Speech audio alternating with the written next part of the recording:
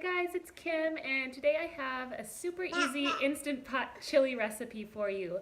So you could also do this on the stove. You just have to simmer it for about 45 minutes. If you are using your Instant Pot, it is super easy. So this is definitely a great recipe for beginners or anyone who loves to use their Instant Pot.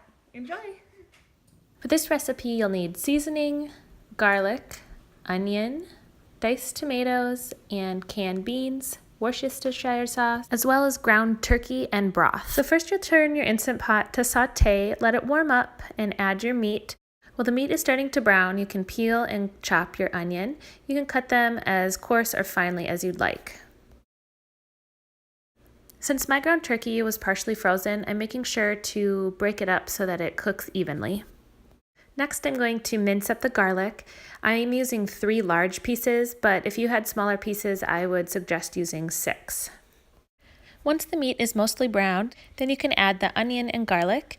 If you are using ground beef and need to drain the fat, you'd want to do that before adding in the onion. The onions are softening. You can make the seasoning. Start with 1 tablespoon of onion powder, 1 tablespoon of garlic powder, 1 to 2 teaspoons of chili powder, 1 tablespoon of cumin, 1 teaspoon of oregano, 1 teaspoon of thyme, and 1 teaspoon of paprika.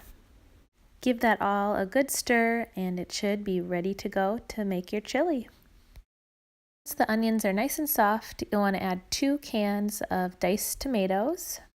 Next I add 2 cans of beans, which I drain and rinse before adding. Give that a good stir and then it'll be time to add the seasoning.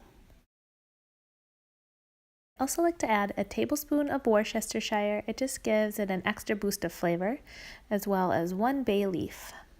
And finally, I add 1 cup of chicken broth. You can add more or less depending on the consistency of the chili that you prefer.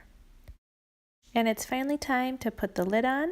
Make sure you lock it in place, put it on sealing, and we will set it manual for 12 minutes. This recipe calls for natural pressure release, meaning letting the pressure go out on its own.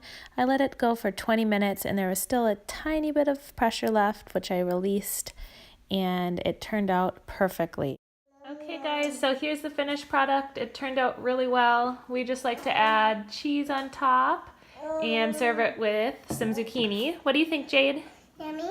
Yeah, and the baby has the same thing. We just rinsed the sauce off so it wasn't too spicy for her. Hope you guys like this one. Enjoy!